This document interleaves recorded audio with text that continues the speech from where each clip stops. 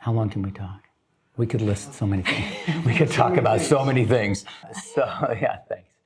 Yeah, so Randy Berg, and I've been at the church since its beginning and came to Santa Barbara 37 years ago for work.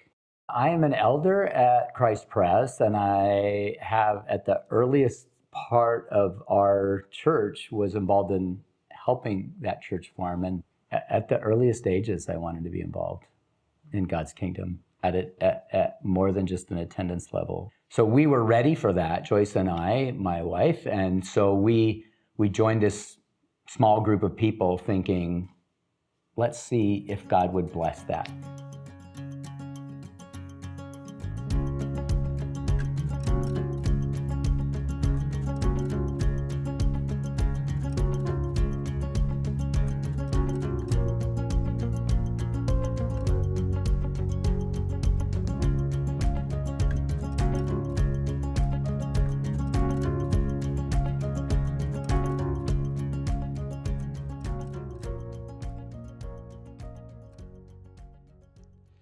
Whenever multiple people try to exist together around a common mission, organization is inevitable.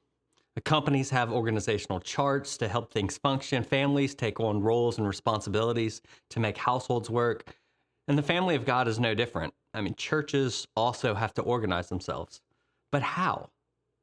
Well, the word Presbyterian is an answer to that question. Presbyterian simply refers to our church government.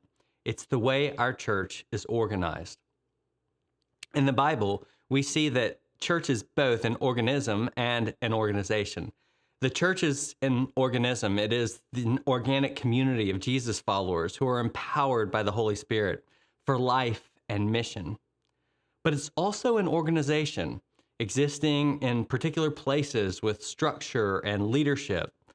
Paul opens his letter to the Philippians, for instance, and says, "To the church at Philippi with its elders and deacons." By writing to the church in this particular city and by mentioning its elders and its deacons, Paul is recognizing that the church is a visible institution with organizational leadership. Presbyterians believe in a connected church. In John 17, Jesus prayed that his disciples would be perfectly one so that the world would know that the Father sent the Son and loves his people. Now, if the world is going to see the church's unity, then that unity has to be visibly and organizationally expressed somehow. And we see an example of this in Acts 15. They're individual churches from various regions, and they're all wrestling with a similar question. And so they send elders and pastors to meet together to tackle a significant issue. The results of that meeting are then sent back to all the local churches. The local churches didn't just handle their problems on their own, they solved them together through their leaders. With Acts 15 as our model, elders and pastors from local Presbyterian churches meet together with elders and pastors from other local Presbyterian churches. They do this at a regional level and at a national level to govern the church together. And that brings us to the final thing that Presbyterian churches and Presbyterians believe about the church and how it's to be governed. Presbyterian churches believe that the church should be governed by elders. So Presbyterians believe in a visible church, that the church is visible. They believe in a connectional church. And finally, they believe that the church should be governed by elders. In fact, the word Presbyterian actually comes from the Greek word for elder. So establishing elders in every town was a priority for the apostles. That's why Paul says he left Titus at Crete, was that he might put in order what was, quote, left unfinished and appoint elders in every town, unquote. The plural there is important. The church is governed not by a single person, but by a plurality of elders. And there are two types of elders in the Presbyterian church. There are teaching elders, who are commonly called pastors, and then there are ruling elders, those who are often just called elders. And the elders, pastors, and rulers govern the church together. So unlike a congregationalist form of government, in which all the believers govern the church, or an Episcopal form of government that believes that individuals at the top of a pyramid should govern the church, Presbyterians believe that the church is to be governed by a group of elders who are called by God and whose calling is confirmed through the congregation. When elders meet to govern a local church, the group is called a session. When elders meet to govern a regional group of churches, it's called a presbytery.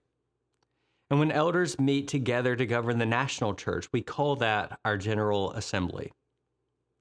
Now, living out of these beliefs is what it means for us to be part of a denomination.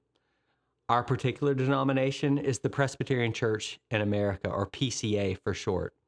The PCA's motto is faithful to the scriptures, true to the Reformed faith, and obedient to the Great Commission of Jesus. All PCA churches use the Westminster Confession of Faith and the Westminster Shorter Catechism and Larger Catechism as their standard of belief. And these secondary documents are subordinate to the Bible, but they do inform us. The Bible, though, is God's alone inspired word. PCA churches voluntarily submit to what's called the Book of Church Order, the BCO. It's a big blue book. And the BCO gives procedures for how to maintain unity and peace and order as we work together. While Presbyterian churches are governed by elders, there are also many other important leaders who contribute to a healthy church. And there are three that you should know about here at CPC. And those are our deacons, our co-laborers, and our staff. First, I want to tell you about our deacons. Deacons are officers in the church who oversee ministries of mercy and develop generosity in our membership. You can think of them as matchmakers. They help match resources within the congregation to various needs in the congregation, and they put those together. So if you ever have a need, especially one that is physical or material, you should make that known to our deacons by applying to our Deacons Fund, and they will try to help. Deacons also oversee the church property and finances. Another important group that you should know about are our co-laborers. Co-laborers are commissioned women who work in a collaborative relationship with our elders and deacons to join in the shepherding and diaconal work of the church. Throughout the Bible, we see the value of men and women working together for God's kingdom. God gives Eve to Adam to help him tend the garden so that they can join in the work of being fruitful and multiplying. The church is also fruitful and multiplies when men and women work together. That's why Jesus had a group of women who complemented the 12 apostles and were with him everywhere he went.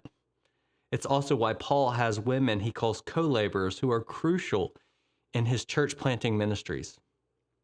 For the church to flourish, it is necessary that godly men and godly women work together. The third group that I want to tell you about is our staff. In many ways, our staff probably has the most visibility out of anyone in our organization, and they're constantly in touch with the members of our congregation. That's because our staff runs the ministries of the church on a day-to-day basis. See, while we are an elder-ruled church, we are a staff-run church. So if you have a ministry idea or a program that you would like to see run, contact the staff. If you're interested in volunteering in a ministry, contact the staff. If you have any questions about the logistics of any event, contact the staff. The staff is here for you. In summary, what I want you to understand about a Presbyterian church is that Presbyterian churches value working together with other believers, both within the local congregation and with other Christians around the globe. And we value the connection, the support, and the accountability that comes from these relationships. In my role as a co-laborer, the most life-giving responsibility that I have is praying for people. Whether like at the farthest remove, that might be sending out emails asking for prayer requests and praying, but really the most life-giving is when, as a co-laborer, I'm able to serve at a prayer station during communion, and people can walk up and share what's going on. And sometimes those are praises, and sometimes those are hard things, but the opportunity right there in the moment with the person to go to God together, whether for praise or requests or laments, is really, really precious. And I feel like that's where I feel the Spirit at work in our midst when we are talking to God together. People in the church know it when it happens because I weep or almost weep in front of them. And so the purpose or the sense that God has blessed the call that I have and this church and what's happened is when I look at the congregation and they're there worshiping God together in harmony. Like that just gets me. And so I see this, we talked about having a group of people from all ages and stages focused on worshiping this living God in an uncommon way. And then I have the opportunity to be a part of a team that sometimes stands and talks to them. And when I do that, like sometimes it's not a good time because I'm supposed to say something and I get weepy. Like God, look what God did is kind of what I'm thinking. God blessed and answered our prayers in a way that I couldn't have imagined. It is wider in its all ages and stages. It's deeper in its understanding of God, and it's teaching about Him in an amazing way. So that's, for me, that happens not every week, but on some of the times I get to look at this congregation, I'm touched that way.